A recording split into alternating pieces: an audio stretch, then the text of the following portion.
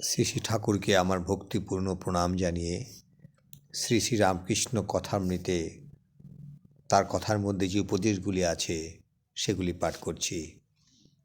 ঈশ্বরকে ব্যাকুল হয়ে খুঁজলে তাকে দর্শন হয়, তার সঙ্গে আলাপ হয়, কথা হয়। যেমন আমি তোমাদের সঙ্গে কথা করছি, সত্য বলছি, দর্শন হয়।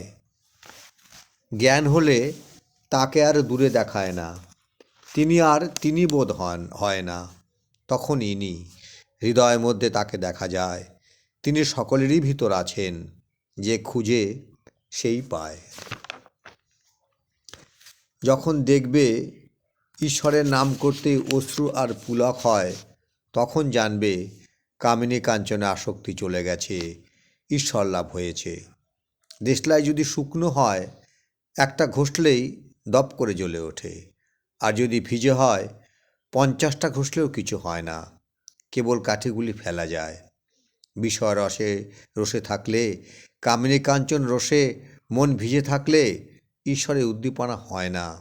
হাজার চেষ্টা করো, কেবল পণ্ডশ্রম। বিষয় রস শুকলে তৎক্ষণাৎ উদ্দীপন হয়। যদি কেউ আমায় গুরু বলে, আমি বলি, দূর শালা, গুরু কী রে? এক সচ্চিদানন্দ বই আর গুরু নাই। তিনি বিনা কোনো উপায় নাই। তিনিই একমাত্র ভবসাগরের কাণ্ডারি। যিনি ব্রহ্ম তিনি কালী।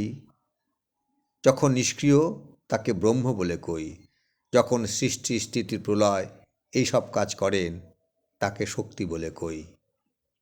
যিনি ব্রহ্ম তিনিই শক্তি, তিনিই মা।